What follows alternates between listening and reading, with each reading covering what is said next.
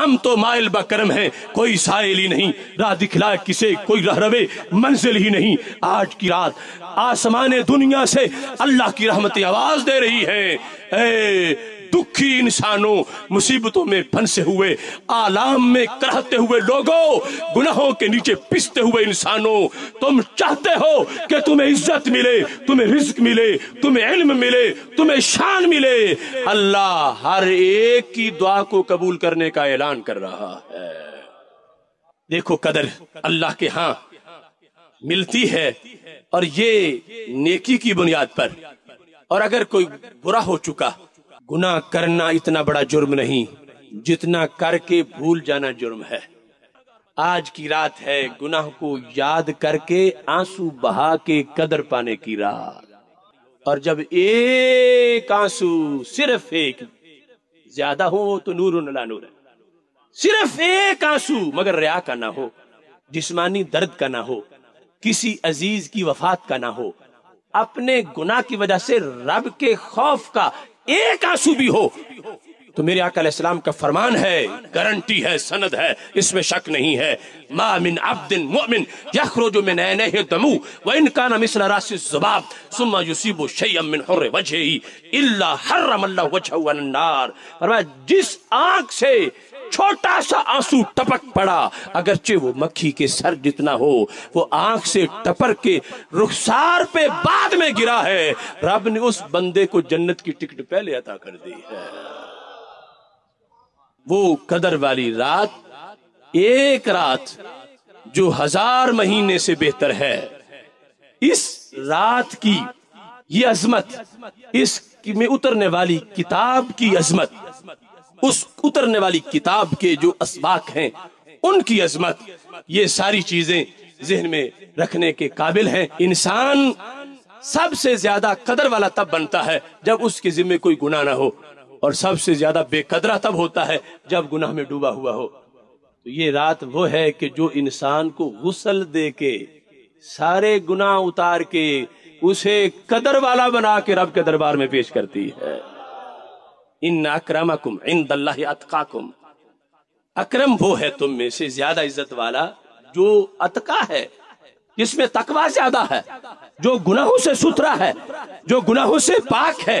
تو اس بنیاد پر اللہ کی طرف سے اس رات میں یہ اعزاز ہے، ایک انسان جس وقت اپنے ماضی کو یاد کر کے ایک آنسو بھی بہا دے ندامت کی وجہ سے، وہ ایک آنسو ہی اس کی قدر کا معیار بن جاتا ہے۔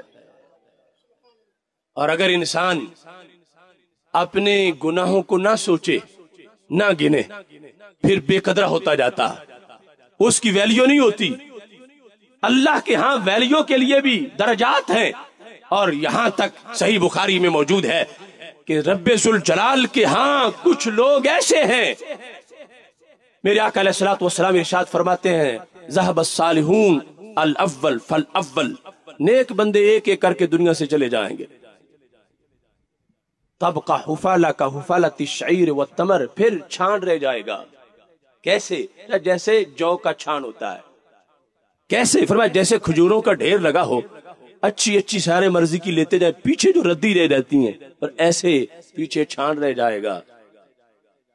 نیک لوگ اٹھ جائیں گے، پیچھے چھان رہ جائے گا۔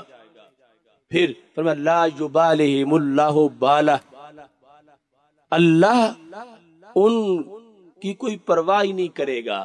یہ لغوی معنی ہے، لا یبالہم اللہ بالہ، ایسے لوگ زمین پہ رہ جائیں گے، رب جن کی کوئی پرواہ نہیں کرے گا۔ یہ لغوی معنی ہے۔ تو مطلب کیا بنا؟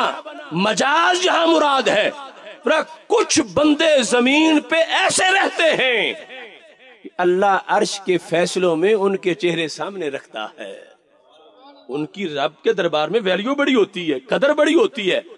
رب کہتا ہے چونکہ فلاں گلی میں وہ بھی رہتا ہے، اس کے صدقے چلو پڑوسیوں کو بھی بخش دو، چونکہ فلاں شہر میں وہ بھی ہے لہذا وہاں تو بارش ہونی چاہیے، چونکہ فلاں ملک میں وہ بھی رہتا ہے لہذا ان کے لیے اہتمام ہونا چاہیے۔ تو پتا چلا کہ اللہ کے دربار میں کچھ لوگوں کی ایسی ویلیو ہے کہ ایک بندہ کروڑوں کے بیڑے پار کر دیتا ہے۔